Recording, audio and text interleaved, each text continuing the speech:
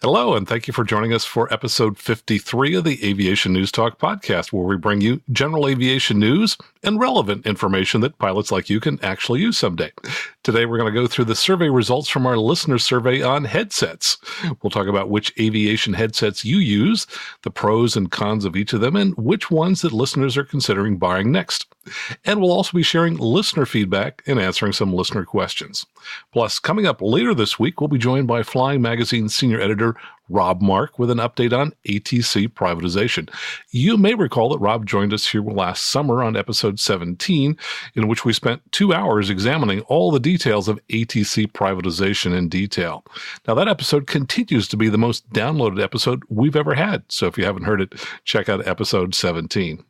Now, this week in the news, there's a new opportunity for pilots to get checked out here in the U.S. in a military plane that can fly over Mach 2, and we'll tell you what plane that is and where it's located. And a big name from the avionics world has just announced that they're introducing a new low-cost light sport aircraft, and we'll tell you about that. In international news, a country in Europe is starting to get free ADS-B weather similar to what's available now in the U.S. And finally, we'll tell you what accidentally dropped off a military aircraft and fell through a roof in Miami. And here's the surprising part. That aircraft flying overhead, it wasn't one of ours. Welcome to Aviation News Talk, where we talk about general aviation. I'm Max Trescott. I'm here to educate and inform you as a pilot or student pilot, hopefully have some fun along the way. And I'll be sharing my over 40 years of experience as a licensed pilot, author of the G1000 Glass Cockpit Handbook, and as the 2008 National Flight Instructor of the Year, and also a specialist in Cirrus aircraft like the SR20 and SR22. Now, last week in episode 52, we talked about what alternative ways you could use to load an instrument approach when you're getting vectors on an approach, and the trade-offs involved. So if you missed that episode, you might want to check it out. This week, of course, we're talking about our headset survey, and the news starts now.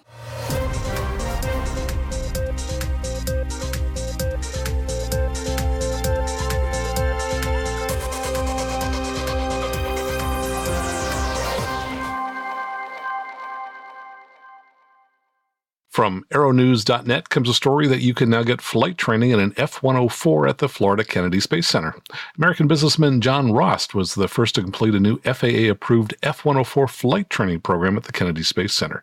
Now, he's the CEO of Fiesta Insurance, and he completed 4 training flights in this Mach 2 Plus Lockheed F-104 Starfighter. And that, by the way, is the same plane that was used to prepare the Mercury, Gemini, and Apollo astronauts for space travel. His ground school and flight training was completed on the same runway used by the Space Shuttle when it returned after coming back from space missions.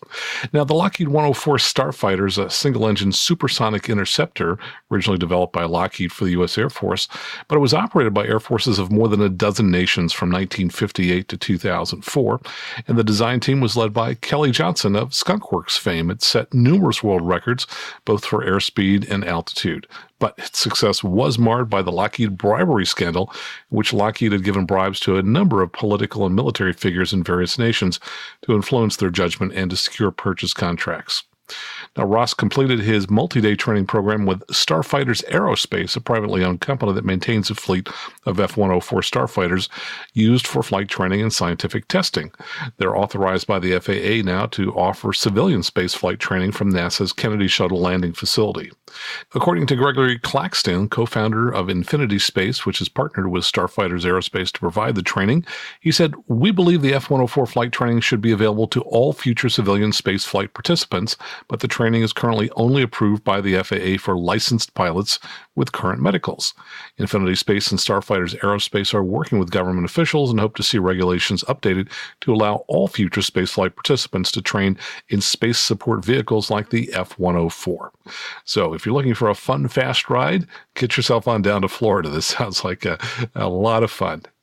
Now, for less expensive fun rides, AOPA has announced their 2018 Scholarship Program. This comes from AOPA.org, and they said that they have already started applications for the 3 scholarship programs, 2 of which help student pilots in training to earn their initial pilot certificate, and a new scholarship program to help any certificated pilot achieve an advanced certificate or rating. Application deadline is May 2nd for all 3 of these scholarship programs, which are funded by the AOPA Foundation. Now, the AOPA You Can Fly High School Scholarship Program will award 20 scholarships of $5,000 each to provide current high school students aged 15 to 18 with funds that can be used to pay for an initial pilot certificate, including a sport, private, or recreational pilot license. There's also a program called Primary Certification Scholarship, and that's open to folks of any age as long as you're 16 years or older. They're going to issue multiple grants varying from $2,500 to $7,500, and those funds can be applied to initial pilot certificate, including sport pilot, private, or recreational pilot. Of course, you do have to be an AOPA member. And then finally, the Advanced Rating Scholarship will provide multiple awards from $3,000 to $10,000, and winners can use the awards to help fund training for the instrument rating, commercial pilot, flight instructor certificate, instrument flight instructor certificate, or multi-engine flight instructor certificate. Once again, you do have to be an AOPA member. Now, we've gone ahead and posted on our Patreon site all the details about this and links to the online applications. So I would encourage you, if you know anybody who might be interested in scholarship, who has an interest in aviation, please forward this information on to them. And of course, our Patreon page is at aviationnewstalk.com/awesome. From ByDanJohnson.com. If that name's not familiar to you, Dan Johnson is well known in the world of light sport. This is a story about Vashon Aircraft introducing the new Ranger R7 light sport aircraft. This is a U.S.-built design. It's an all-metal, two-place, high-wing, single-engine aircraft equipped with tricycle landing gear and a free-castering nose wheel. The company says Ranger has been in development for 5 years and has been flying for more than 2 years. Now, Vashon Aircraft was founded by John Turode. Now, he's the founder of Dynon Avionics. And if you're not familiar with that name, well, Dynon has really dominated the market for avionics and experimental aircraft, and they're now getting a number of approvals to put some of their avionics in certificated aircraft.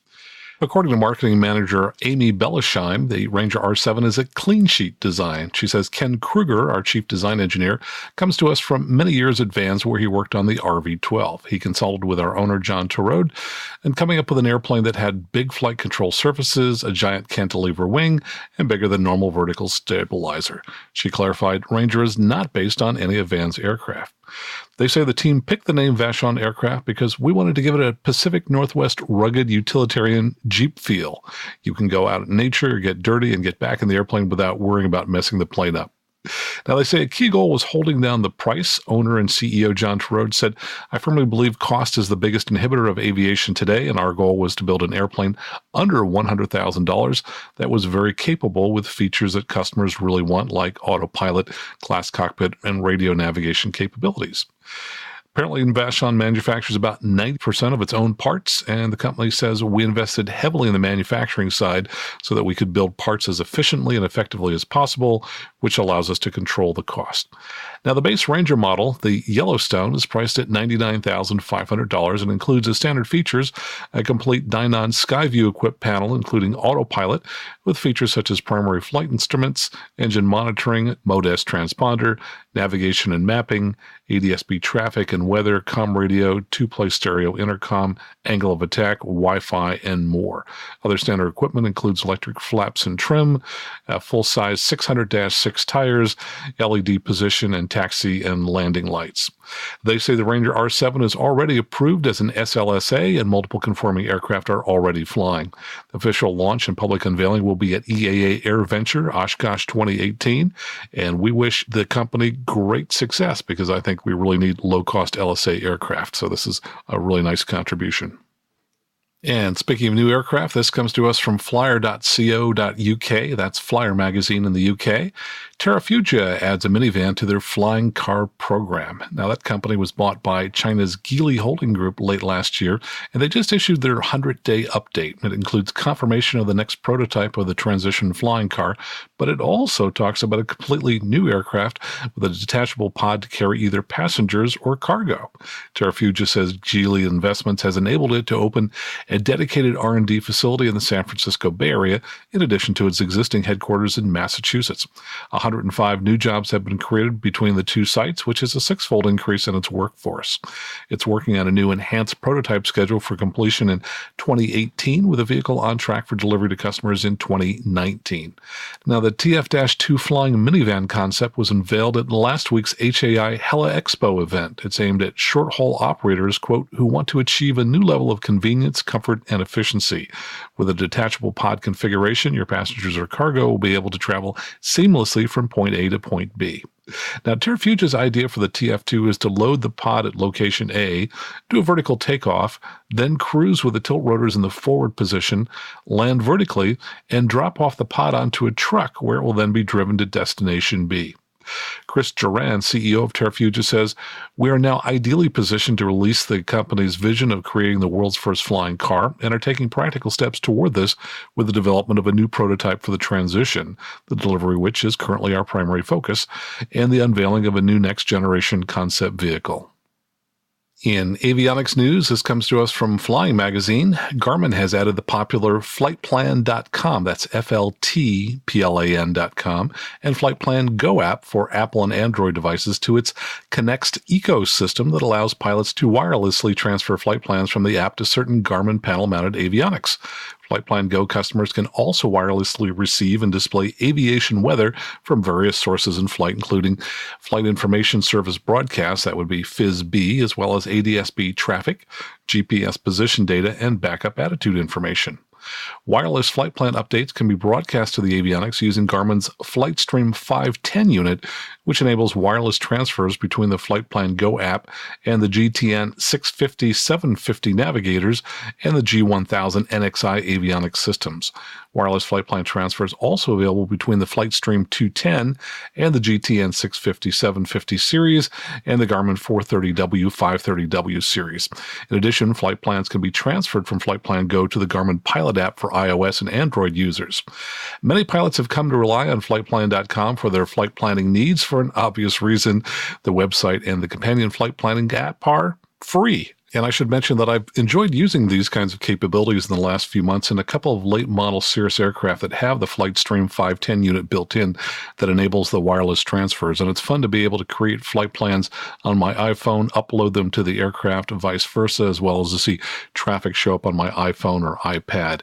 And by the way, we did talk about Fltplan.com back in episode 36 as part of our user survey where we talked about flight planning software applications.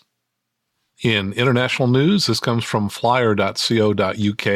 uAvionix is expanding their UK weather broadcast trials. Now, if the name uAvionix sounds familiar, you may recall that they are the maker of Scout, which is a very low-cost ADS-B receiver that's compatible with ForeFlight. uAvionix and SkyDemon have expanded their trial broadcast weather data over the ADS-B UAT protocol. 2 new UAT stations have been installed at Red Hill and Goodwood aerodromes, adding to the first one at SkyDemon's base at Milbourne Port in South Somerset. The UAT service is similar to the FISB system deployed here in the U.S. uAvionix said, "Our first station was installed at the SkyDemon offices in Milbourne Port back in November. We learned a bit from that first installation in terms of installation and design and took advantage of the slower flying season over the winter to refine the design to make a few improvements. We've come back with 2 new installations at Red Hill and Goodwood with several more planned. The trial requires users to have a UAT receiver such as the uAvionix Sky Echo electronic conspicuity device and something to display the broadcast on. That could be the SkyDemon app loaded onto a tablet or smartphone. It also works with Easy VFR, ForeFlight, and Garmin Pilot apps or an installed display such as the Garmin GTN 750. uAvionix says that they hope to add 3 or more locations to provide consistent coverage to the west and south of London, and they say they've received multiple offers from airports, organizations, and individuals who have an interest in hosting locations. If you're in England and you would like to take part in the uAvionix trials, you need a UAT receiver such as the Sky Echo device and a display such as an iPad running the SkyDemon app. I think this will be the first time that weather has been available broadcast to aircraft in the UK. Here in the US, we've had Sirius XM weather available by subscription for many years, and of course the free ADS-B in the last few years. Both services are really outstanding, provide a lot of benefits to pilots, and I'm sure that pilots are going to enjoy these services when they become available in England and other countries. Also from England, from Flyer Magazine, Housing Secretary pledges review of airfield planning policy. They say the controversial planning policy that airfields can be considered as brownfield sites and thus ripe for housing development is to be reviewed. The Secretary of State for Housing, Communities, and Local Government, Sajid Javid, MP, has pledged to review planning policies related to airfields in a letter to Jeremy Wright, who's QCMP, the Attorney General, and thus the top legal officer in the country. Mr. Javid says policies should acknowledge the significant contribution that aviation makes to economic growth and that local plans should take account of the role of airfields in meeting business, leisure, training, and emergency service needs. Officials at the Ministry of Housing, Communities, and Local Government are now reviewing existing policies in this area, working closely with the Department for Transport. And further on in the article, they say that airfields currently under threat or confirmed for development include Andrews Field, Fair Oaks, Long Marston, Manston, Netherthorpe, Plymouth, Red Hill, and Wellburns. Now, Plymouth, as I understand, was actually closed in 2011, and there's currently planning going on to redevelop that airfield. So we have the same problem here in the United States. Real estate developers look at airports as great opportunities to build houses and other kinds of things. So airfields are constantly under threat around the world.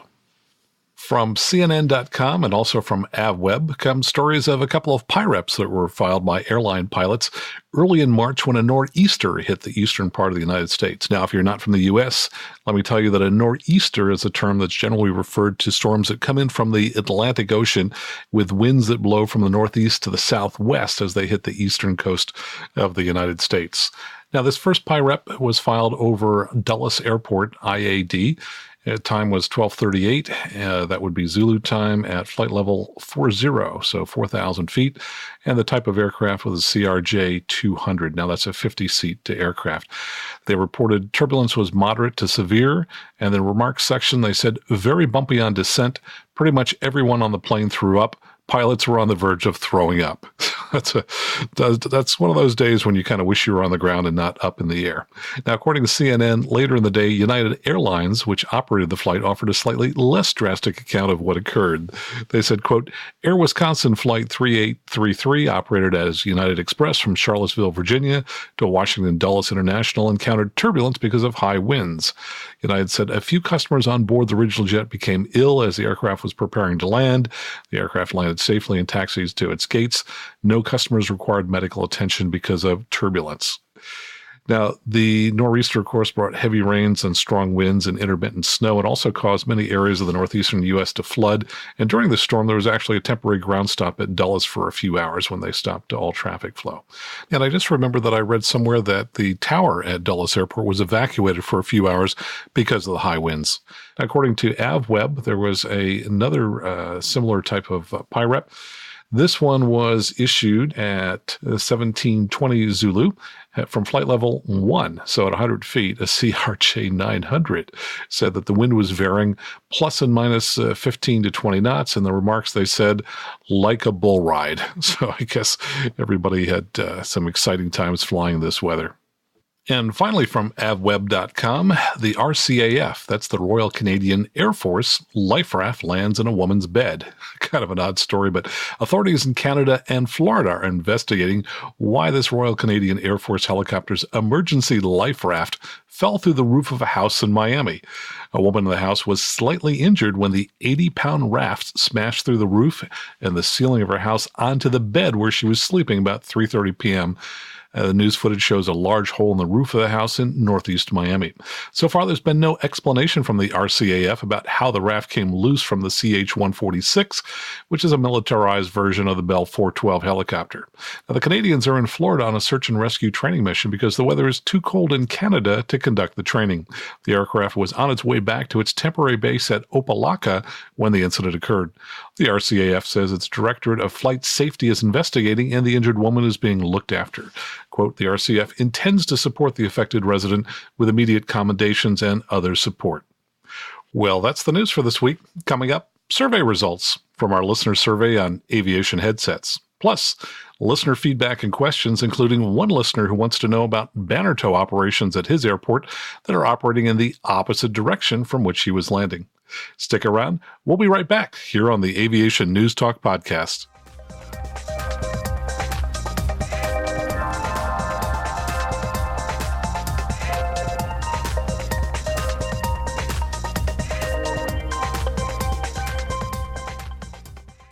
And welcome back. Before we talk about survey results from our listener survey on aviation headsets, let me give you a few quick updates. Now, this one is really kind of fun. I want to thank a listener who gave me a shout out over the radio on the tower frequency of the San Jose International Airport. And at the time, I was giving Stella, who's a student pilot, her first lesson on landings in the Cirrus SR20 that she's learning in. And I know it may seem a little odd to go to a large international airport for a first lesson on landings, but perhaps you haven't noticed, those kinds of airports tend to have very long and very wide runways, which can come in handy with working with student pilots. Stella and I had just arrived on the 45 to runway 30 left, and before we could land, we were asked to do a right 360 on downwind. And here's what the conversation sounds like, and this came from liveatc.net. Oh, and by the way, notice that it's not just pilots who sometimes get tongue-tied. Take a listen to what the controller says on his first transmission to me. San Jose information, Oscar, current wind calm altimeter 3018. San Jose Tower, Cirrus 532 Papa Golf 1400, November, would like to request pattern work. Cirrus 532 Papa Golf, San Jose Tower, Oscar's now current wind calm altimeter 3018, make right traffic. No, it was right. Make left traffic for runway 30 left. Okay, 3018 will make left traffic for 30 left for 2 Papa Golf. Now, I've cut out the next 2 minutes of transmissions just to save a little time. This was the time where I was flying down the 45, down the downwind. I was just about to beam the numbers when these next calls came in, and notice what a good sport I was when they gave me a 360. Hi to Tower, Southwest 6436, we're on the approach for 30 left field today. So 6436 San Jose Tower following a Cirrus on the left downwind, runway 30 left, cleared land. Cleared land, Southwest 6436.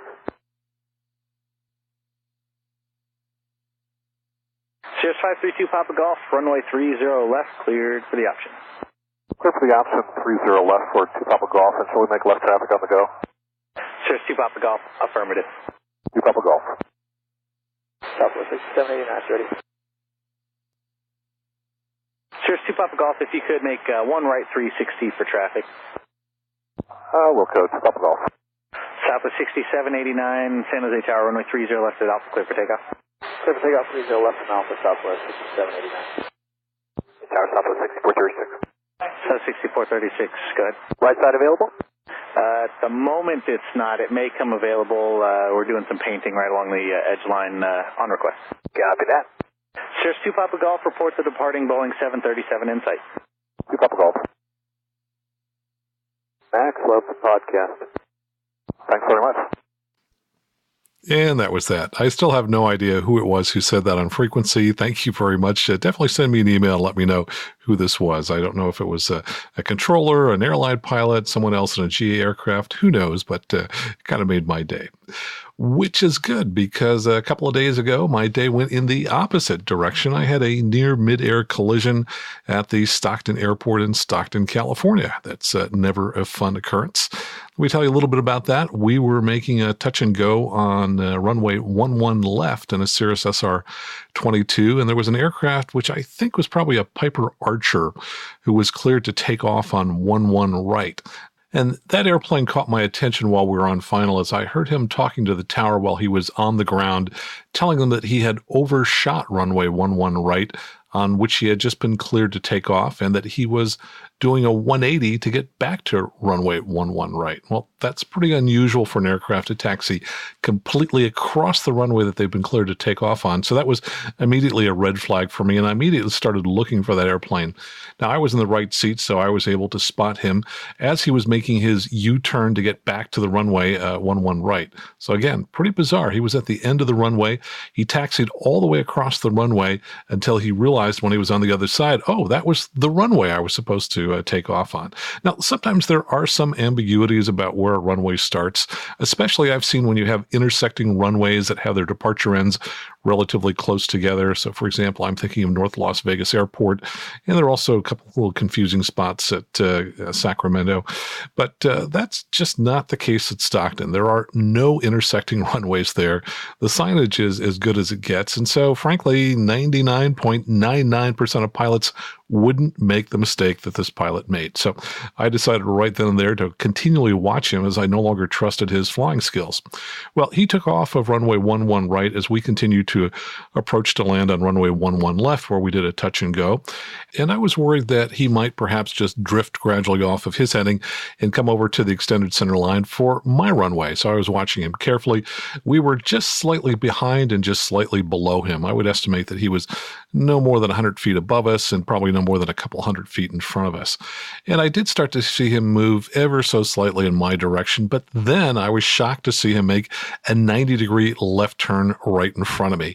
Folks, this was as close as I've been to another aircraft in the air, and it was pretty disconcerting. So I let the tower know immediately that we had an aircraft turning in front of us, and I think I probably pushed forward a little bit on the yoke to make sure that the pilot flying didn't continue to climb at all.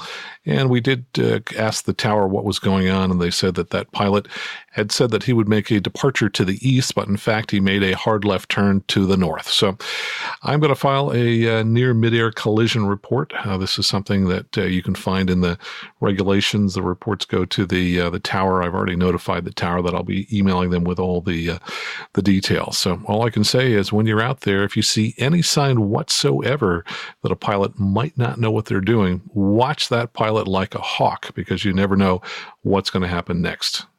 And it looks like I may have a couple of long trips coming up. We had a lot of positive feedback from listeners about episode 50, in which I discussed with Chuck Price our trip from Knoxville to San Jose, California in a new 2018 Cirrus SR20.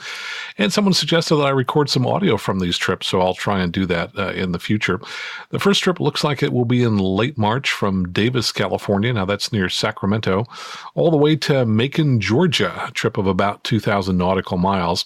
And this will be in a used SR22. The buyer is going to be coming in from Georgia probably in the morning, so I think we'll probably start heading back to Georgia sometime later in the afternoon.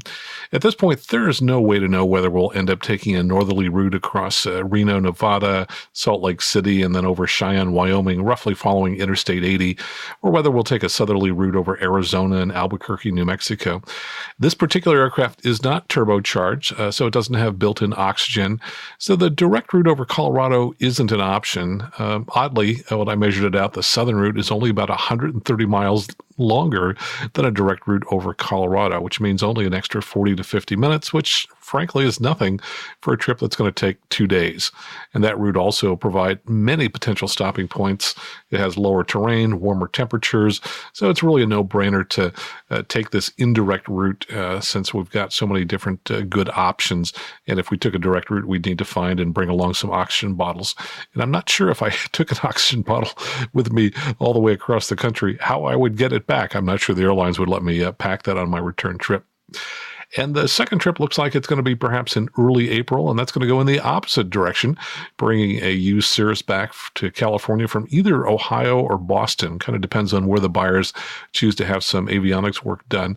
Not only is that a longer trip, but we're less likely to have tailwind, so I'm pretty sure that trip is going to take longer. And with any of these trips, my wife always says something always happens, so I'm sure I'll have a couple interesting stories to tell you after these trips.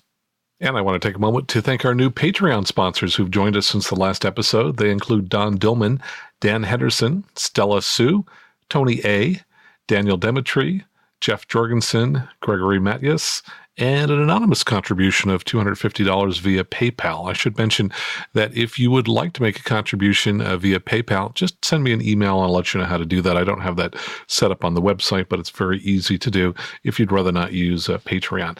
And as I mentioned before, at the first show of each month, I talk about our big sponsors, those who give more than $20 a month. And I should mention that we have a total of 101 sponsors, and I want to thank you all so much for making your donations. These 13 are our top givers: Jeremy Zwadney, who's a software developer; Peter Long, a pilot in Australia and former CFI right here in Silicon Valley; Seth Lake, who's a military instructor, pilot, and flight instructor in Arkansas. You can find his flight school and podcast at gonogo.aero. Jason Blair, who we've had a couple of times on the show. He's a DPE pilot examiner and runs a blog at jasonblair.net. Joseph Haggerty II, he's a Mooney pilot and owner. Michael Rogers, Cirrus owner and pilot in Southern California. Michael Spain, student pilot in Oklahoma. I've got to find out if he's finished and gotten his private yet. He's been planning to buy a Cirrus. Larry Noe from New York, where I used to live. He flies a Bonanza G36. Carl and Ann Rossi of Maine Cooncat Aviation, the proud owners and operators of three Cessna T240 aircraft. And Carl pointed out to me that in the last show, I called those Cirrus T240 aircraft, so my apologies for that. Also, thanks to Roger Griggs. He's a turbine guy. He's got over 2,000 hours in a TBM 850. Currently has a new Meridian 600, of which he's put about 100 hours on it. Also, thanks to Troy Wisman. He's an IT guy in the Dallas-Fort Worth area. He flies a Turbo 182 RG, and you can read about his plane and his charitable flying at Wistman, that's WHISTMAN.com. Thanks to Chuck Price at TooSimple.ai. That's the website for the company where he works. Don Dillman, who I have not talked to yet. I need to send him an email. I can tell you more about him next time. And also Stella Sue, who is a student pilot here in the San Francisco Bay Area, working on her private in an SR20. So I want to thank everyone who helps to support the show in the many ways that you support it. And if you're thinking, hey, you'd like to be a part of this special group of listeners who support the show, you can do that very, very easily. Just type in your web browser, aviationnewstalk.com/awesome. That will take you to the Patreon site. And you can make a contribution there of as little as $2 a month, and that cost will be billed to your credit card each month. And while you're on the Patreon site, check out the many general aviation news stories that I've posted there. So, for example, I just posted a nice photo that was taken at sunset, and I really liked it because it was from the inside of a Cirrus, and it was one of those rare photos where both the inside glass cockpit and the outside view were both properly exposed. So it's kind of a nice photo I shot in the traffic pattern here at Palo Alto as the sun was setting. And of course, there are also links on Patreon right now for the Vashon Ranger 7 if you'd like to see what that looks like, as well as links to the AOPA Scholarship Program. Now, I probably don't mention often enough that you can get to the show notes for our show just by tapping on the artwork on your podcast app right there on your smartphone. You'll see links to all the articles that we've discussed, plus there's going to be a link to the Patreon page. Now, at different contribution levels, you can get different goodies. So, for example, the $4 a month and above Patreons get access to the original script for each show, and the $8 a month and above donors can see the news stories that I've had to cut because I didn't have room for them in the show. This week, I ended up cutting 10 news stories that we didn't have room for. So just go on out to aviationnewstalk.com/awesome and see if you'd like to do something to support the show. By the way, there's one other way you can support the show, and that's by signing up for one of our online courses. Just go out to pilotlearning.com. We have courses for the G1000, both for VFR and IFR operation, as well as a GPS and WAS course for anybody who's flying GPS approaches, especially if they're using WAS. So the course costs range from $59 to $79, or you can take all of the courses for just a low monthly membership of $29.95. And you'll find those courses at pilotlearning.com. Next, we're going to be talking about survey results from our listener survey on aviation headsets. Please stay with us.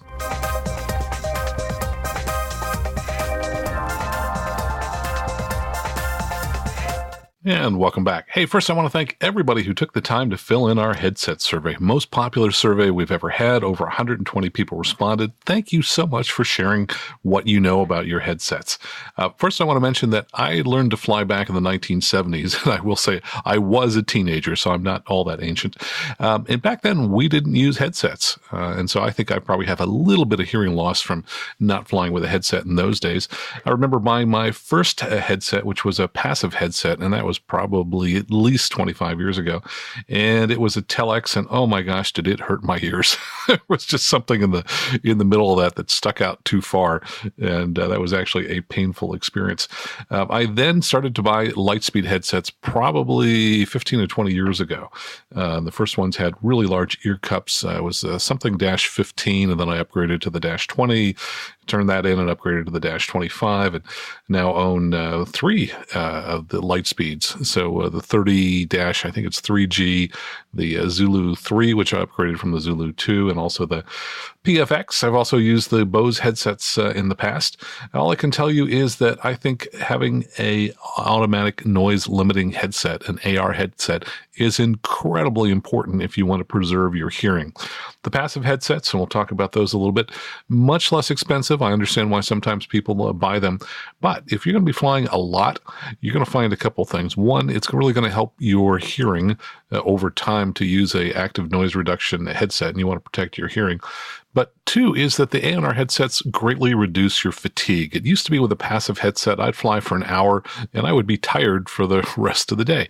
And over time, what I learned is it's the low frequency vibrations in aircraft that really are very fatiguing. And guess what? The ANR headsets, the automatic noise reduction headsets, they take out those low frequencies. And so I often will fly 8 hours in a day. I don't feel fatigued at all. So you can see I'm a huge proponent of automatic noise reduction headsets. Now, they are not inexpensive. I think one of the lowest cost ANRs is probably $500. The most popular ones are in the $800 to $1,100 range versus a passive headset. You probably buy those for, $150 to $300, something like that. So I understand why sometimes people will choose the passive headsets, but just be aware of the trade-offs. Now, the way that passive headsets are able to achieve noise reduction is partially by large clamping forces, which means they have a really strong steel band across the top, which squeezes those cups up against your head to form a tight seal.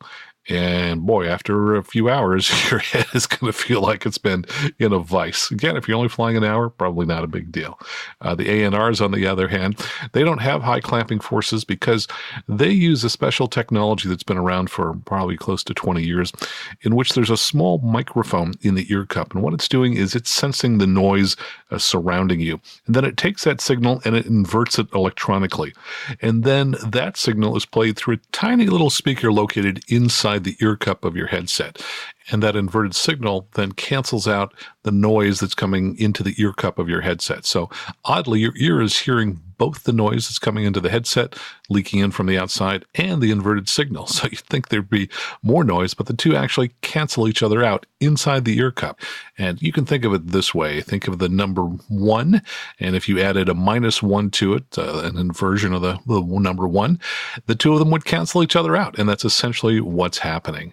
The noise signal is inverted, and then in your ear, those two mix together, and the signals cancel each other out. So it's pretty slick technology, and I really highly recommend the ANRs, the automatic noise reduction headsets. And I also want to mention that we have a headset page on the aviationnewstalk.com webpage. If you go out there, click on headsets in the upper left-hand corner at aviationnewstalk.com, it takes you to a page that gives some details about 3 of the most popular headsets. And if you happen to order through that page, then a few dollars will flow to the show, and we thank you very much. The price should be the same. It would go through Amazon, but we'll just get a small commission. So please consider doing that if you're going to order a headset. But let's now dive into the survey. The first question was, are you a pilot or planning to become a pilot? No surprise, 82% of people are licensed pilots. 13% of respondents were student pilots, and then a couple percentage of people who were licensed but don't fly anymore, or they're planning to fly in the future. Now, interestingly, 13% of all the respondents were student pilots, but if we look at just the responses for passive headsets, 25% of those people are student pilots. So if you're just learning to fly, you're apparently more likely to have one of the less expensive passive headsets. The next question was, how many total flying hours do you have? And this was pretty evenly spread across each of the 5 different categories. So about 20% of respondents have less than 100 hours, about 20% have 101 to 250 hours, about 20% have 250 to 500 hours, about 20% have 500 to 1,000 hours, and about 20% have 1,000 to 4,000 hours. We had just a couple percent of people who had more than 4,000 hours. Some of them had 10,000 hours. Next question, how many years have you been a certificated pilot? Less than 3 years? Well, a third of you, 34%. 3 to 10 years, 26% of you. 11 to 20 years, 16% of you. 21 to 30 years, 15% of you. And now we're down to less than 10%, those folks who have more than 30 years. If you've been around more than 40 years as a pilot, there were just 3% of you who responded to that. And here's one of the more important questions where I learned quite a bit. Tell us about the headset you use most. What type is it? Well, those of you using active noise reduction ANR headsets, those will be typically more than about $400. And of course, they need a power source of some kind, either batteries or they need to plug into the ship's power. 67% of you, so 2/3 using ANR headsets. Passive headsets, typically under $400, 24%. And the newer in-the-ear type, such as Clarity Aloft, Quiet Technology, Halo, 9%. So I would have thought probably a little bit more people using ANRs versus a passive. But here's my thought. If you have a passive headset, what you might want to consider doing is upgrading to buy an ANR. Go ahead and save that passive for your passengers. So it always pays to have more than one headset. Next question, which A&R aviation headset do you use? If you use more than one, choose the one you use most frequently.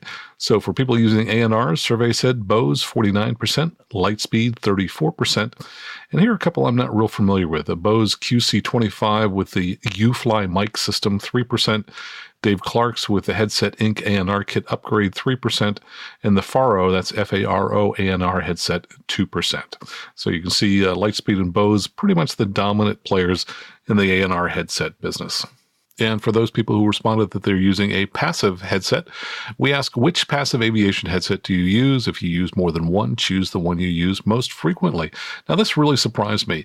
David Clark, all models, 82%. I knew that they were the dominant headset manufacturer for passive headsets. I was shocked that it's that high. Everything else pretty much in the noise. Telex, 7%, Avcom, 3%, Sigtronics, 3%, and a few others that were just 1% or less. So clearly, David Clark dominates the passive headset business. So when we read the comments, we'll just read the ones for those.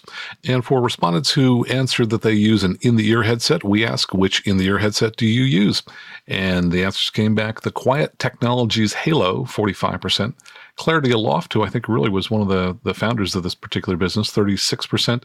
And a newcomer, Faro Air, lightweight in-the-ear headset, 9%. Now let's take a look at the comments you had on your headsets, and we'll start with Lightspeed. We'll just take these in the order that they were in the survey. First, we ask, what Lightspeed model are you referring to? If somebody answered that they did have a Lightspeed. Turns out that Zulu 3 was 47%, Zulu 2, 17%, the PFX, 13%, and the Sierra, which is their low-cost model, 21%. Nobody responded that they had the older 15XL, 20XL, or 25XL, or the Tango Wireless, which guessing that even though that's nice to have a wireless headset, that has a fairly large control box that you need to plug into the airplane. That might be part of the reason that we don't see quite as many of those. We then ask, what, if anything, do you like most about this aviation headset? I'm not going to read all of these. I try to choose some that are representative. So let's start with the Zulu 3. And you can find some of my comments on the webpage that I mentioned. I wrote an article about this on my blog some time ago. And I said I fly 5 to 6 days a week. This is the headset I use most often. I like that I can easily record everything I hear in the headset on my iPhone with the FlightLink app. So let's see what other people had to say about the Zulu 3. Ruben says comfortable. And Daniel Y also says comfortable, quiet. Michael R says outstanding A&R/sound quality. Derek D says sound quality and comfort on long trips. And Jen S says only uses 2 batteries, small control box in comparison to the Lightspeed PFX, which is their high-end model. David M says he likes the customer service. He says, I had torn the cable strain relief, and with only a few months left on the warranty, they offered to upgrade it to the latest Zulu 3 and extend the warranty for another 2 years for a very reasonable price. I can't recommend them highly enough, plus great fit and comfort, and the A&R really works. And we had some other comments from the Zulu 3 from folks who chose not to leave their name. One of them said, carbon armor audio cables, Lightspeed service, quality of the A&R, the Lightspeed playback app, which is the FlightLink app that I just mentioned a moment ago. Another person said quiet and comfortable for a good price. And someone else said great noise reduction Kevlar cable. And by the way, that cable is one of the differences between the Zulu 2 and the Zulu 3. I upgraded my Zulu 2. The new cables appear to be bulletproof. They are just really pretty nice. And anyway, since the Zulu 2 is so similar to the Zulu 3, let me read the comments that people had about the Zulu 2. Brett K said comfort. Jim W said clarity and Bluetooth. Matt E said it's super comfortable and has great noise cancellation. Justin says everything. Now, here are the comments where we asked, what do you like least about this aviation headset? Now, we'll start here with Zulu 3 and then move down to the Zulu 2. Ruben says, fitting ear cup around ear is very important to proper noise reduction. Otherwise, I get a warbling sound when I turn on my headset. Daniel Y says, it'd be nice if you could record intercom audio with the Lightspeed app without having to plug an audio cable between the headset control and a phone or iPad. And Daniel, yeah, it's true. When I use the app, I always use the cable because it's a little bit more reliable than using Bluetooth to do that. Michael R says, cord length is too short. Jan S says, ear cups press on my outer ear, only noticeable after more than 4 hours use in a day. And to that, I would say I've come to believe that headsets are a very personal decision. You want to make sure that the cups fit your ears. Not everybody's ears are the same. And so just because one model might be rated higher than another doesn't mean it's going to be as comfortable on your head. Let's see more comments here. David M. says that it needs batteries. And yes, the Zulu 2 and 3 need a pair of AA's. He says, seriously, too many items to charge or carry spares plus bulky control unit. The older model cord was flimsy. However, customer service was great, and they updated my headset to the Kevlar Zulu 3 cords, which we just talked about. And we've got a comment here without a name that says battery life is not bad, but not great at around 20 hours. And I think I get around 25 hours with mine. So that means I'm changing batteries every couple of weeks probably. And then moving on to the Zulu 2, which is the slightly older version. Brett K said battery consumption. So that's essentially the same comment we had before here. Jim W, ear seals are a little touchy, which I guess means a little difficult to get the seal. Matt E, Bluetooth isn't the easiest to pair. And I can't really comment on that because I just don't use the Bluetooth on my headset. Justin C says the boom mic could be a bit longer. Now here are comments about the PFX. That's the high-end model, which sells for, I think, about $1,100. What, if anything, do you like most about this aviation headset? Don M, quietness, comfort, simple Bluetooth connection. Michael B, great ANR and very comfortable. Design is very sturdy. Alan M, Lightspeed's customer service philosophy and execution. As to the headset per se, it's quiet and comfortable. Then we asked what people like least about the PFX. Battery size of control box, and I'll mention that it does take 4 AA batteries. Someone else says battery consumption, takes 4 AA batteries that don't seem to last any longer than 2 batteries in other headsets. Uses batteries quickly, especially with Bluetooth turned on. And yes, I agree, the PFX does consume batteries at a faster rate, which is the primary reason I use my Zulu 3 preferentially to the PFX. But I'll tell you where I use the PFX. That's when I'm flying in the Diamond DA-40. Those aircraft are pretty noisy if you have the air vents turned on, and I found that my PFX does a better job of removing all the noise from the air vents than any other headset I've tried. Now let's move to the Lightspeed Sierra headset. That's their low-cost ANR headset. What, if anything, do you like most about this aviation headset? Tyler W, clear audio and Bluetooth. Seth, comfortable. David I, it did provide 4 years, about 400 years of good service. They did let me trade it in for a Zulu 3 with additional payment, of course. Time will tell if the Zulu 3s will serve me better. And here's a comment with no name. It says it just works and has all the features of the $1,000 headsets for less. Also, he says he bought a Faro Stealth ANR and returned it due to ANR constantly failing in flight. Now, what, if anything, do you like least about the Sierra headset? Tyler W says they have a low hum when the ANR is on and they aren't perfectly sealed around my ears. Seth says bulky and the pads don't last as long as I would like. David I says, developed a feedback squeal when changing altitude. I sent it back to Lightspeed twice in warranty, and they were unable to resolve. And a comment here from someone with no name. It says, wish it was a bit lighter, but didn't want to spend the extra money just for weight savings of the Zulu 3. And Seth commented about the pads wearing out. Yes, I replaced my pads at least once, and it probably cost me $20, I would guess, to get a complete set of them. Well worth the money. Pretty easy to switch them out as well on the Lightspeeds. Next question, are you considering buying a new aviation headset in the next 12 months? 28% said yes. And here's what they had to say. Tyler W said, when asked what model he was considering, he said unknown, and it would be for his wife. Seth says a Bose or a David Clark. Brett K says a Zulu 3 or a Bose. He currently has a Zulu 2. Ruben says other brand of ANR headset. Daniel Y says probably another Zulu 3, but for his wife. David M says he's going to buy a David Clark passive for passengers, and Greg A says he's going to buy a Lightspeed Zulu. He currently owns a Lightspeed Sierra. Okay, let's switch gears and talk about Bose headsets. Now, I think the vast majority of these comments are going to be about the Bose A20, which I think has been around for probably at least 10 years. There's at least one comment in here about the older Bose X10. So there may be some Bose X10 comments scattered in here. I can tell you that many years ago, I tried the Bose X10, the older, I think that was the original Bose headset. That one hurt my ears, just like my old Telex headset hurt my ears. I've tried the newer A20, and that one doesn't hurt my ears. So they've made some change there. And by the way, this is not important at all unless your ears happen to be shaped exactly like mine. As I said, this is a very personal decision. Go try on the headsets and see what works well for you. Let's see, Christian M, talking about his Bose headset, said he likes the clarity of transmission, the overall comfort flying with him, and the nice integration of music that I fly with during cross-country flights away from terminal areas or approach. Jen S says comfort, suppression of noise, clarity of transmissions. Seth L, my A20s are very comfortable with some exceptions he notes, and very quiet. The ability to run audio through them is extremely handy, especially since I often pick up clearances on the ground from non-towered airports via my cell phone. And yes, I use my cell phone connected to my headset as well sometimes, and that's pretty convenient. Chris F. says noise canceling performance. Richard P. says super light and comfy, good clarity in the headset, I can hear. Arthur R. says quiet and comfortable. Matt M. very comfortable, excellent ANR and audio quality. Brian C. very comfortable even for many hours, great sound and useful features such as receiving Bluetooth phone calls. Hunter says extremely comfortable, I don't even notice that I'm wearing it. Tom C. ANR is top quality. Mark B. is comfortable and quiet even when the ANR off. Dustin H., the only ANR of any aviation headset or consumer headphones I've tried that doesn't make me nauseous. Bose ANR Tech is the best, and yes, I've tried Zulus 2 and 3. Never heard that before, but everybody's different. Matt B., sound quality and comfort.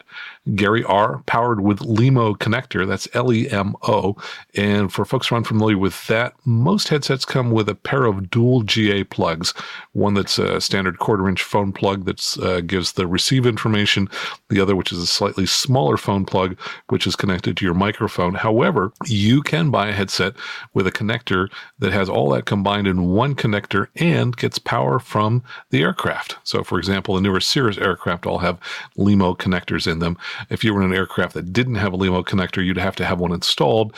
Then you could use your headset without having to buy batteries all the time by plugging into that connector. John B. says noise canceling, simply the best. Microphone is also excellent with removing background noise, including during cell phone usage via Bluetooth with the engine running. Larry T. says sound quality. Stephen I. He actually said nose reduction. I think he meant noise reduction. That's kind of funny. Just a typo there, I'm sure. Mike H. said very comfortable. Batteries last quite a while. Renee H. good noise reduction. Arthur R. likes noise reduction in Bluetooth. Kyle M. says they're light. The Bluetooth allows me to make phone calls at low altitude and if flight conditions permit the diversion of my attention. Good point. You don't want to be spending time on the phone when you should be doing other things, but there are plenty of times when you could be on the phone in the airplane, and that's certainly fine. John V. likes the low clamping pressure. I have worn this headset for up to 8 hours a day as a flight instructor and find it to be very comfortable. Noise reduction is great. Audio quality for voice and music reproduction is high. I like it so much that I bought a second A20 headset. And then let's see, there's some sample comments in here from folks who didn't leave their name. This one said, the Bose X10 is better than passive. Well, just about any ANR headset is going to be better than passive. This comment simply says, I can hear, with an exclamation point. Someone else said noise canceling plus Bluetooth. Another person said lightweight and comfortable. Now, someone wrote, not answering this question, but Oregon Aero headset upgrade kits are a must-buy for any headset that I will buy from this point on. I'm not familiar with that, so that's kind of interesting. Someone says it's very quiet. Someone else, noise canceling works very well. Another one says, very comfortable, great noise canceling, best for long trips. Okay, let's move on to the negative comments. What, if anything, do you like least about this aviation headset? Christian M. says that you have to baby them. If you place them over the wing and they fall to the pavement, most likely they will get damaged. That's probably true of just about anything you might place on the wing, whether it's an iPhone, iPad, or headset. Jan S. Bulky control unit with a stiff wire. Seth L. says, I sometimes like to wear hats and or sunglasses when flying, and both of those items break the ear seal on the Bose. And Seth, they're going to do that on just about any headset. In doing so, the noise canceling is noticeably reduced and pressure points are created where the seal meets the hat and sunglass arms. This is especially noticeable on longer flights and noisier high-performance aircraft, so much so that I seldom wear hats while flying anymore and tend to take off my sunglasses unless they are necessary. I plan on purchasing a new pair of flying-only sunglasses with slimmer arms in hopes of alleviating this headache. And Ceci, I think that's the absolute best solution. I recently got a new pair of sunglasses with very, very tiny arms, and they just, they're great. They don't break the seal at all, so I like them. Let's see, Richard P. says they seem fragile compared to the David Clark headsets I started with. The controller on the cord tends to get in the way sometimes. Arthur R. says, a lot of sweating in the ear during the summer in Scottsdale. Well, Arthur, I don't think that's the headset. Matt M. says, cost, lack of A2DP support, though the newer ones now have that. Brian C., I have the dual plug version. That's the GA plugs we were just talking about. And I must be very careful to switch off the headset at the end of flight. If I don't shut it off, the headset stays active, intercepts my phone calls, and runs down the batteries. Hunter says the tether holding the battery cover on broke after 2 uses. I can still close the cover, but it is no longer attached to the headset controls when it is open. Tom C says, I have the older model, probably the Bose X, where you cannot stream music via Bluetooth. Also, the volume controls are quite easy to accidentally nudge. Mark B, I have an older Bose, and I wish the boom mic to which the A&R battery and volume controls are attached could be switched out for a newer Bluetooth one. Dustin H says, the part that breaks the most on headsets is the cord. I wish it had a reinforced cord like the Zulu 3. Gary R says the weight, so apparently he thinks it's heavy. John B says the head clamping forces. Larry T, who's a good friend of mine who's a dentist, says the quality of the cable connections is poor. Repairing via Bose is not available on the X, so he's got the older one. They did offer a $250 trade-up for an A20. Lightspeed offered me a $300 trade-in to go to the Zulu. I'm going to go to Lightspeed. Mike Hellman says, no real complaints, but have broken the cord clips a few times. Renee V says power consumption and bulky. Arthur R says the weight of the headset and the control box cord needs to be longer. Kyle M, the ear pads come off very easily and the Bluetooth doesn't automatically turn off when you power down the aircraft if you have batteries installed in the headset. John V says the clips for securing the cable tend to break. Bose will send replacement clips if you call them. Everything else about the headset is very durable and reliable. And let's look at a couple of comments from folks who didn't leave their name. I'll see if I can find them here. One person said, expensive. Another person said, after long periods of wear becomes uncomfortable. Someone else said, needs longer cord. Someone says battery pack. I'm not sure what I guess the fact that it has a battery pack they're saying is a disadvantage. So the way to get around that would be the LEMO plug or a passive headset. Someone else said, could be more comfortable during long flights, parentheses, 3 hours. Someone said, foam ear pads and mic cover wear too quickly, and I suspect those can be replaced. Headset shuts off a bit too quickly with no audio. I set up my headset and iPad at the start of my pre-flight, and it is often turned off by the time I'm ready. The Zulu 2 lasted longer, so I just need to shuffle my pre-flight a bit. This is a first world problem. Yeah, exactly. That's the biggest problem you have. Life is pretty good. So those are all the comments on the Bose headsets. When we ask people who own Bose headsets, are you considering buying a new aviation headset in the next 12 months? 16% said yes. Seth said that he's going to buy the Faro Air in-ear aviation headset. Mark B said the in-ear model, such as the Clarity Aloft. Larry T says he's buying a Lightspeed, not sure the model yet. The survey will help with that decision. Renee V says that he's going with a Clarity Aloft Pro, a Phonak Freecom 5000. By the way, Renee lives in Deutschland in Germany, so I'm not familiar with those, the Phonak model. And then we had some folks who didn't leave their name. One said he's going to choose either a Clarity Aloft, a Halo QT, or a Bose A20. Someone else said he's going to choose either an A20 or Zulu 3 when he upgrades. Let's move on to folks who chose the in-the-ear headsets. We ask about the Quiet Technologies headset. I ask, what, if anything, do you like most about this aviation headset? Bill C responded, comfortable, no clamping, doesn't hold heat in. Christian M said, good passive damping, good readability, and very, very light and comfortable. LJ said cost and comfort. Tim E said lightweight, good noise suppression, battery panel power not required. That's a really good point. I hadn't thought about that. Keith C says lightweight, allows me to wear any type of hat or cap, good performance, inexpensive. When we ask, what, if anything, do you like least about the Quiet Technologies headset? Christian M said no A&R, no Bluetooth, no auxiliary input. LJ said lack of Bluetooth or other way to hook up phone. Tim E said thin mic boom, poor quality controller box, no Bluetooth, poor cord routing from headset mic forward. Keith C said, I have small ear canals and can be difficult to get in place, can be slightly uncomfortable on long flights, but better than a couple pounds of weight on my head. Tips can be clogged with earwax. So those would be the little styrofoam tips that you have to fit into your ear. We ask people if they are planning to buy a new aviation headset in the next 12 months. 40% responded. Now, granted, this was a small sample. Christian said he's going to buy a Bose A20 maybe. Tim said he's going to buy either a Clarity Aloft, a Bose A20, or a Lightspeed Zulu 3.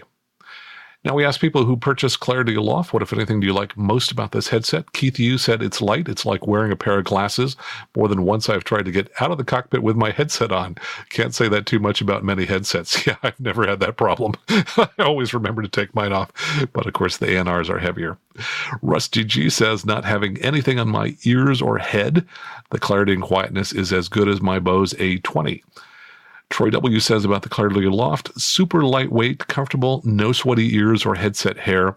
They are as quiet as ANR while still allowing me to hear aircraft system sounds. For example, if the gear pump continues to run after gear retraction, I can hear it, whereas I could not with Lightspeed Zulus I previously owned. And we have one comment from someone who didn't leave their name. He says he likes the Clarity Aloft because it's lightweight, reasonable price, and good sound reduction. When we ask owners, what, if anything, do you like least about the Clarity Aloft headsets? Keith Yu said, I'm a first officer and fly from the right seat, and I'm not able to change the mic to the right side of the headset. Rusty G says, keeping fresh ear tips, those are the little styrofoam pieces that you need to replace from time to time. And someone without a name commented, takes a little bit of time to get used to and slightly more time to put on than a regular over-the-ear type headset. And interesting that Keith Yu is a first officer. I suspect that these kinds of headsets get used a little bit more often in jets where it's a little bit quieter up front in the cockpit, but I'm not really sure. That's just a guess. When we ask owners of the Clarity Aloft if they're considering buying a new aviation headset in the next 12 months, 50% said yes. Now, granted, this is a really small sample size. Keith Yu said that he's looking at the Lightspeed Zulu for his GA aircraft. Rusty G said he's considering a Clarity Aloft headset. When I asked him what he meant by that, because he already owns one, I sent him an email. He said, thanks for the show. I never miss it. I did purchase a second Clarity Aloft for my wife. I absolutely love these. And he continues with more detail. He says, I understand that some don't like to use earbuds, and that's fine, but if you like earbuds, you'll love this headset. I fly several different PA-46R airplanes, and I have a Cessna 210. The audio clarity is every bit as good as the A20, and the attenuation is almost as good with no batteries to change. Thanks again for the great show. And thank you so much, Rusty, for clarifying your comments when I sent you the email for more information. Okay, let's change gears now and talk about passive headsets. You may recall we said that about 28% of everyone who responded to the survey was using a passive headset, and of those, 82% were David Clark. So let's talk about David Clark. If you go back 20 years before ANR headsets came into vogue, David Clark really dominated the market when just passive headsets were available. I think what happened is when the ANRs came out, David Clark continued to dominate the passive niche, but that niche just got smaller and smaller every year. And I do want to say for folks that are using passive headsets, if you haven't tried an ANR, you really should. The difference is much bigger than you might imagine, especially the low-frequency noise fatigue. As I mentioned before, I think I would fly an hour with a passive headset and feel really fatigued. These days, I fly 8 hours and I don't feel fatigued at all because I'm using an ANR headset. But passive headsets are less expensive. Good way to get started. So let's see what people had to say about what they liked most about their David Clark headset. Rami C says, looks nice, relatively cheap, does the job well. Glenn N says it's over 30 years old and it still works. No matter what I put it through, I know it'll work the next time I pull it out to use. William F says brand has great reputation. Don W, bulk is both good and bad. Set had a classic cool factor, very quiet. DC, that's short for David Clark, support is awesome. Dan W says they work. Robert K says excellent sound quality, durable, excellent customer service from David Clark. Justin G, very comfortable and reliable. Chris M, simple and robust. Richard B, it was my first. Yes, we always remember our first. Tyler R says reliability. Shane G says works well and generally comfortable. Bike B says simple, works, comfortable, solid. Jim C says it's reliable and fits well. Trevor S, no batteries, exclamation point, clear audio. I owned a Lightspeed for my commercial training, and I was surprised how nice having noise canceling helps on long flights. But now I don't fly for as long, and if I do, it's not very often. So I sold my Lightspeeds for more flight time, and my David Clarks are all I really need right now. Comfortable and well made. Ben H says, stands the test of time, unused for 13 years and came out of my flight bag, working like it did the last flight, plus it looks cool. And comments from folks who didn't leave their name, reliable, good mic and fit well, good passive noise reduction, it's a good beginner model, and low cost, design, and comfort. When we ask, what, if anything, do you like least about this aviation headset? Rami C. said, putting on sunglasses breaks the isolation. Glenn N., it's starting to show its age. William F., bulky. Don W., bulk, hot on ear in summer. Dan W., gels fall off sometimes when I remove or install the headset in my canvas helmet. Now, the gels would be the seals for the ear cups. Dylan H. says it's an older David Clark that is in the rental plane I fly and does not do a great job at reducing noise, also not the best audio. Let's see, Chris M. says no active noise reduction. Richard B. says very basic. Tyler R. says weight. Shane G. says being over ear, it gets quite hot in summer. Mike B., not noise canceling. Jim C., the headset meets my needs. If it included integration to my smartphone, this would be great. Trevor S. says the clamping force over long flights and the drone can be fatiguing. Now, I think he's talking about that low-frequency rumble that I'm talking about. He says they look old, gets tight on the head after a couple hours. Now, for people who left comments but not their name, things that they liked least about the David Clark, someone said can get sweaty and uncomfortable with over-tension. Someone said, I wish it had noise-canceling feature. Another one said, microphone sensitivity. Sometimes it picks up what you don't want, and then when you go to talk, it won't key up as quickly as you'd want. And those are the comments from everybody about the David Clarks. When we ask people if they're considering buying a new aviation headset in the next 12 months, people who owned passive headsets said 38% said yes. And when we ask them to mention the models that they are considering, people said David Clark 1X, the Lightspeed Zulu, Bose or Lightspeed ANR, Quiet Technologies Halo, David Clark DC Pro X, the Zulu PFX, the Zulu 3 or the Bose A20, the Bose QC25 with uFly mic Q25, and Bose. Now, I did want to go back. Someone had mentioned Bose QC25 with uFly mic, and I had mentioned earlier that I was not familiar with that when someone else had mentioned it. I went ahead and looked it up, and uFly mic is a third-party microphone solution that you can use to add a microphone to a Bose consumer wireless headset. That is a headset that doesn't have a microphone. Now, the QC25, which everybody's referring to, is now obsolete. It had a closeout price that was under $200, and it's been replaced by the QC35 with a list price of about $350 for just the headphones, not the microphone. Now, to that, you would have to add the microphone, for which uFly mic currently doesn't have a solution for this newer version, the QC35. So perhaps it was one time a low-cost way to get an ANR headset. My thought is that if you're looking for a low-cost ANR, that you really might want to take a look at a complete solution instead, not one where you have to put the parts from different manufacturers together. And for those, I'd suggest the Lightspeed Sierra for about $650 or the Faro G2 ANR for $389, rather than trying to cobble together your own headset out of components. That's just my 2 cents on that.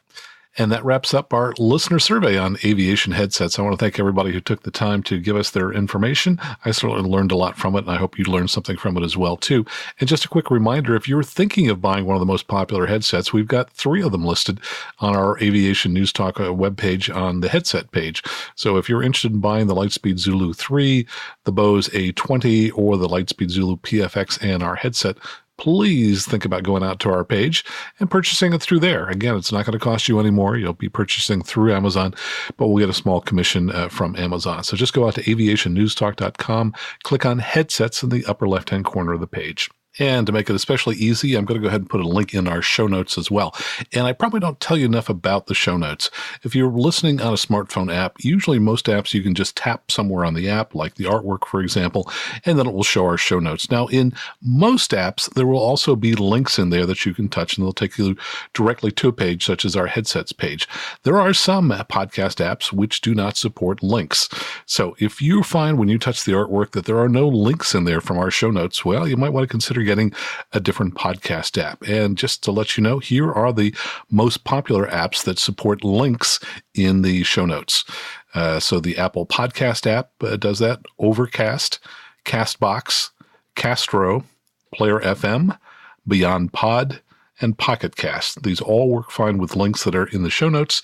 So if you don't have links in your app, you might want to consider trying a different app. So coming up next, we have lots of listener feedback and questions. One listener who I was really happy to hear from is an air traffic controller, and he tells me that I might actually have been okay when I landed without talking to the tower at Amarillo, Texas a few weeks ago. We'll be right back.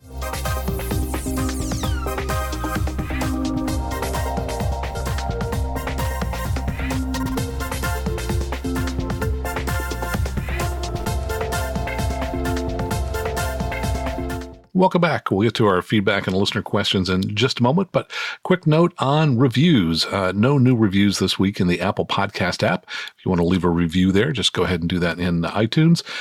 We do have a new review, however, on the dedicated Aviation News Talk app. If you're not familiar with that, if you have an iPhone or iPad, you can find it in the App Store, the Apple App Store. Just search on Aviation News Talk and you can download it. A lot of folks like a number of the different features of the app. By the way, I just checked on when our Android app is going to be available and haven't heard back yet. So that's a little bit overdue. I'll let you know as soon as our dedicated app for the Android comes out. But this review came from Dan Healy at thedanhealy.com. He says, great app. Love it more than the Apple Podcast app. Thanks, Max, for making this app. I know you do it for your love for the GA community, and it's well appreciated.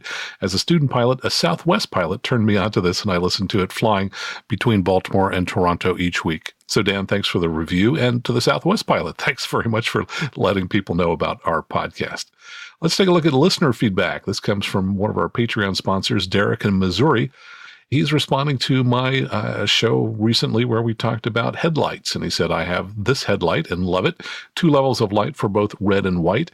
And there's a link to it. It's a $29 headlamp that's in the Sporty's pilot shop called the Dual Color Pilot's Headlamp for $29.95. I'll put a link to that in the show notes. And of course, you now know where to find the show notes.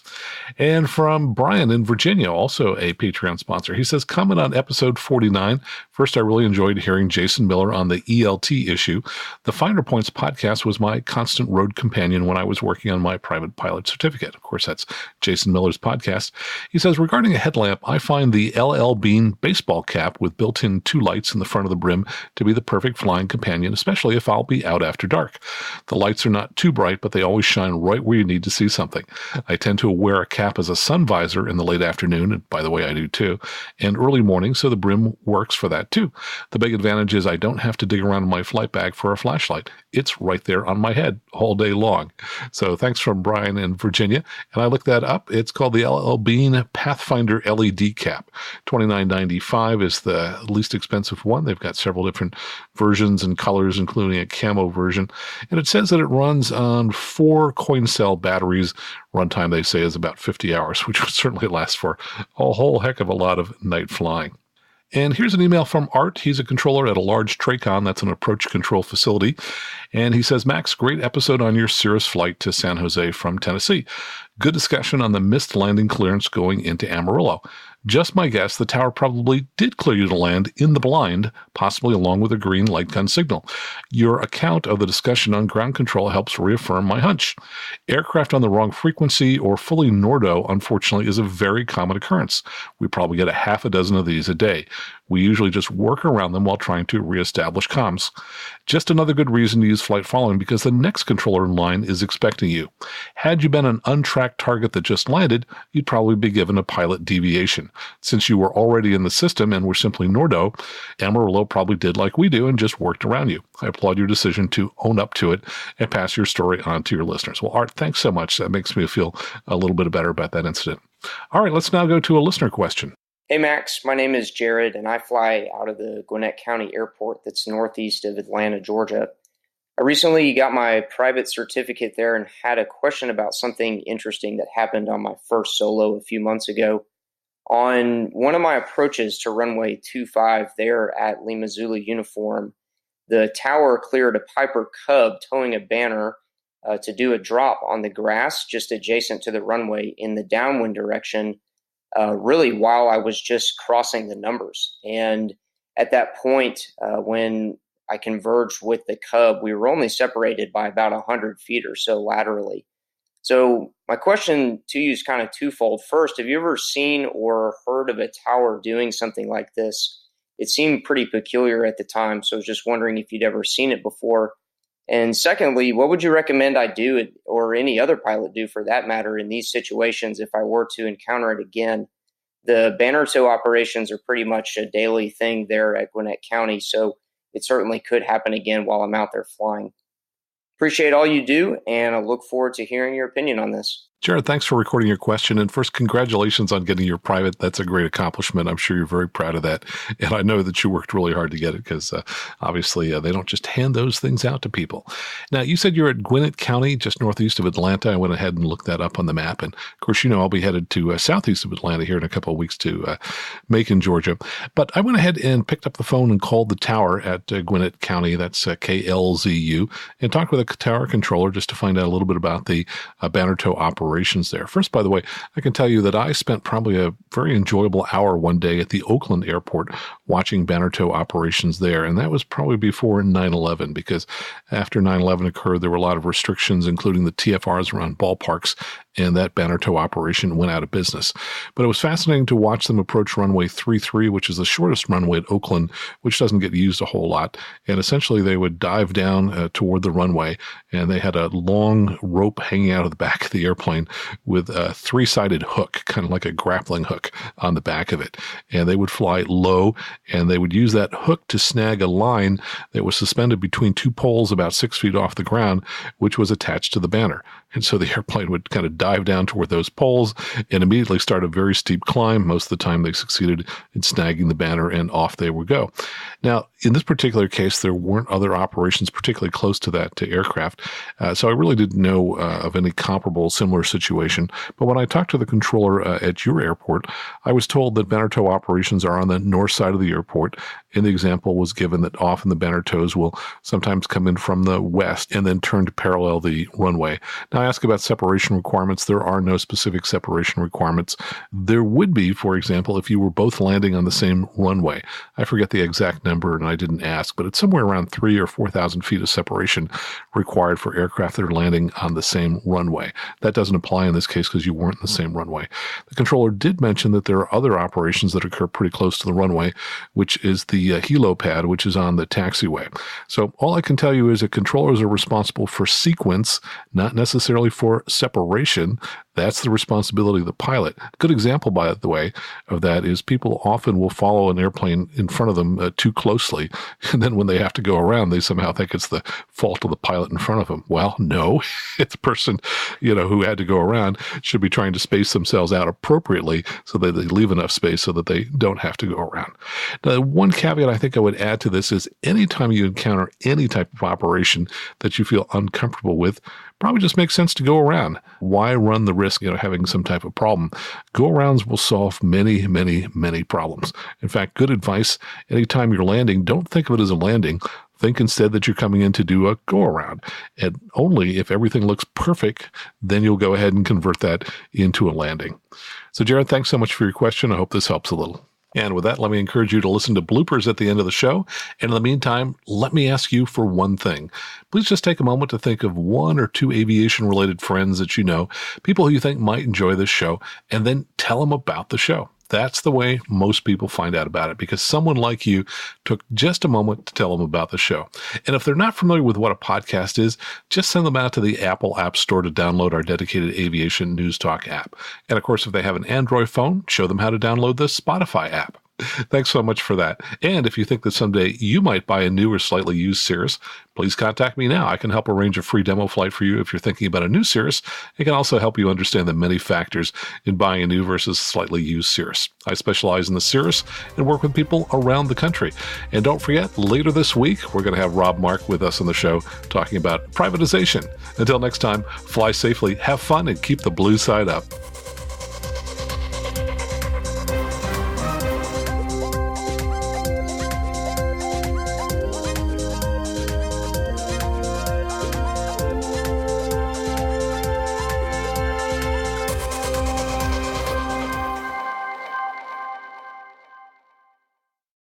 Mr. Javid says policy should, quote, acknowledge this. And just to make it especially easy, I'm going to include it in the show notes so you can just do that.